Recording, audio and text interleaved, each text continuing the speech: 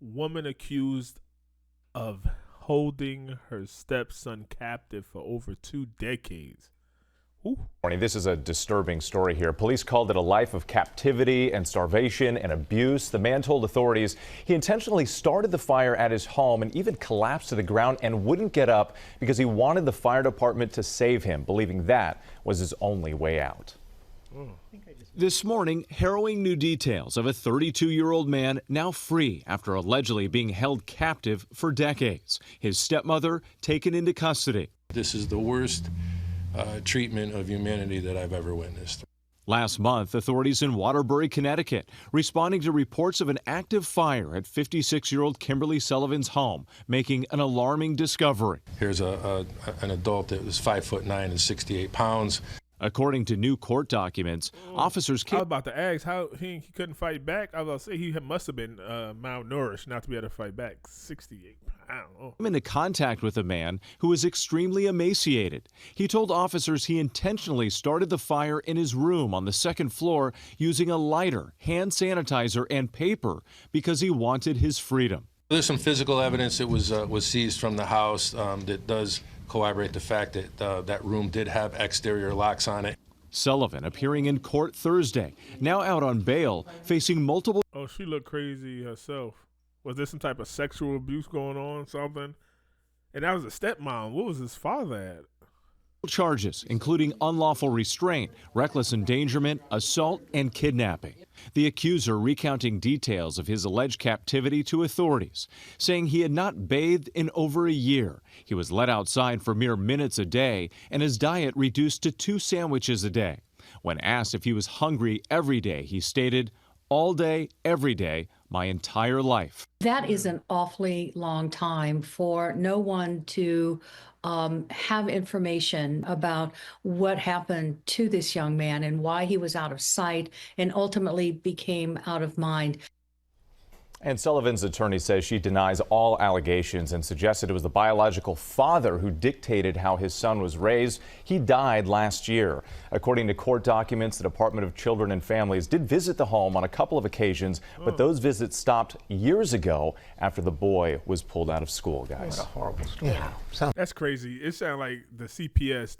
They always after innocent people. They be on them and nothing, no type of evidence or nothing. But then the ones like this, which anybody would think is obvious, they pulled them out of school years ago.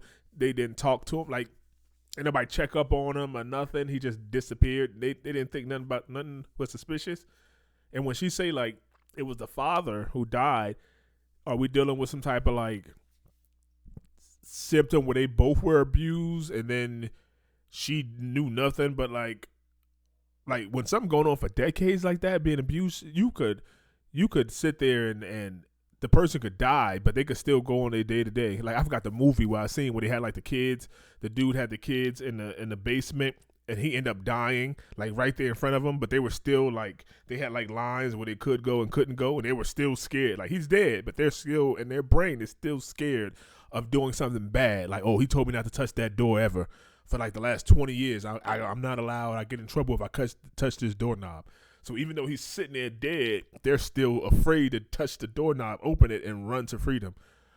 It's crazy. And she looked crazy too. Look at this house.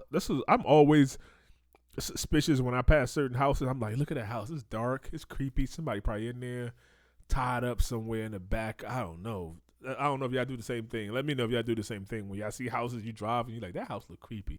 Look at that trailer in his backyard. He probably got somebody tied up in that motherfucker. I don't know, but luckily he's free. She should be. They both. Yeah, she looked crazy as hell.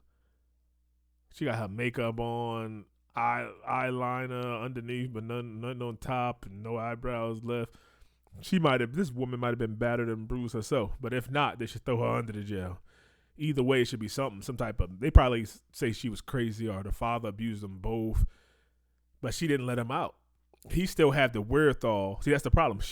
He still had it. He was the one being abused, even if she was helping the father and like crazy or like she was getting abused. He had the wherewithal to light a fire and say, "I want to get out of here." So he probably was asking her, "Can I get out of here? Please let me go." And I don't know. And then he was let outside. Like, did she have chains on him, or he was just too emaciated to even run or do anything. She probably watched him and said, "Okay, come back in," like you let a dog out to piss and come back in. Man, I'm gonna keep an eye on this. There's got to be more to this. Let me know, Cave Dwellers, what y'all think about it.